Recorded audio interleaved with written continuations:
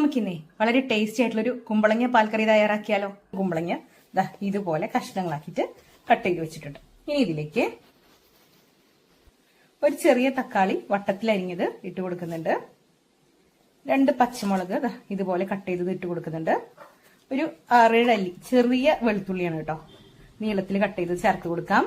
ഒരു ചെറിയ കഷ്ണം ഇഞ്ചി, അതും നീളത്തിൽ തന്നെയാണ് കട്ട് ചെയ്തേക്കുന്നത്. ചെറിയ സവോളയുടെ പകുതി ഇട്ട് കൊടുക്കാം, കുറച്ച് മാത്രം മതി കേട്ടോ. ഇനി ഇതിന് പകരം ഒരു 3-4 ചുമന്നുള്ളി കട്ട് ചെയ്തത് ഇട്ട് കൊടുത്താലും മതി. ഇതിലേക്ക് 1 ടീസ്പൂൺ കാശ്മീരി മുളക് പൊടി ഇട്ട് കൊടുക്കുന്നുണ്ട്. ഒരു 1/4 ടീസ്പൂണിന് മുകളിലായിട്ട് നല്ല എരിവുള്ള മുളക് പൊടി ചേർത്ത് കൊടുക്കുന്നുണ്ട്. ഒരൽപ്പം മഞ്ഞൾപ്പൊടി ചേർത്ത് കൊടുക്കാം. ഒരൽപ്പം വെളിച്ചെണ്ണ, വളരെ കുറച്ച് മാത്രം മതി കേട്ടോ. ഒരു നുള്ള് ഗരം മസാല, ഒരു പേരിനെന്ന് പറയില്ലേ, അത്ര മാത്രമേ ആവശ്യമുള്ളൂ.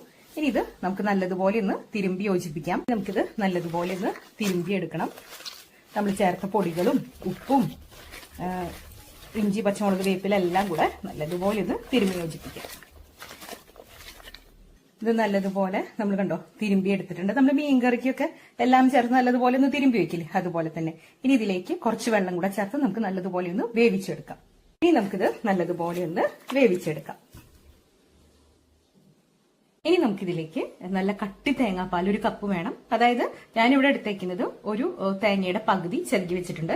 ഇത് നമുക്ക് കുറച്ച് വെള്ളം ചേർത്ത് നല്ലതുപോലെ ഒന്ന് അരിച്ചെടുത്തിട്ട് വെക്കാം. കുമ്പളങ്ങ ഇവിടെ നല്ലതുപോലെ വെന്ത് നല്ല സെറ്റായിട്ട് വന്നിട്ടുണ്ട്.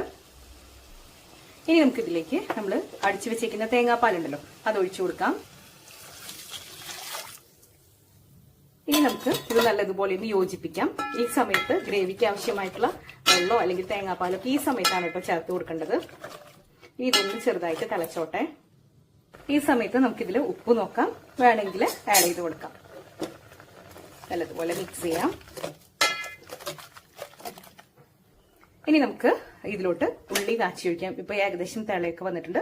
നമ്മുടെ കറി ഇവിടെ സെറ്റ് ആയിട്ടുണ്ട്. നമ്മൾ ഇനി സാധാരണ മീൻകറിയൊക്കെ കാച്ചുന്ന പോലെ തന്നെ ചുമന്നുള്ളി കാച്ചി ഒഴിക്കാണ് ചെയ്യുന്നത്. അപ്പൊ അത് ചെയ്താലോ. ഉള്ളി കാച്ചാൻ വേണ്ടിയിട്ട് ഞാനിവിടെ ഒരു കടായിലോട്ട് കുറച്ച് വെളിച്ചെണ്ണയാണ് ഒഴിച്ചു കൊടുത്തേക്കുന്നത്.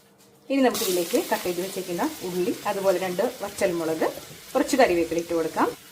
ഇത് സാധാരണ നമ്മൾ മീൻകറിക്കൊക്കെ ചെയ്യുന്ന പോലെ നല്ലതുപോലെ ഒന്ന് മൊരിച്ചെടുക്കാം. ഇവിടെ ഉള്ളിയൊക്കെ മൊരിഞ്ഞ് വന്നിട്ടുണ്ട്. ഇനി നമുക്കിതിലേക്ക് നമ്മുടെ കുമ്പളങ്ങ കറി ഉണ്ടല്ലോ ഒഴിച്ചു കൊടുക്കാം. ഇനി ഇത് നല്ലതുപോലെ ഒന്ന് മിക്സ് ചെയ്യാം. അതിനുശേഷം നമുക്ക് അടച്ചു വയ്ക്കാം. ഒരു 5 മിനിറ്റ് കഴിയുമ്പോഴേക്കും നല്ല തിക്ക് ഗ്രേവി ആയിട്ടുള്ള അടിപൊളിയായിട്ടുള്ള നമ്മുടെ കുമ്പളങ്ങ പാൽക്കറി റെഡിയാവും.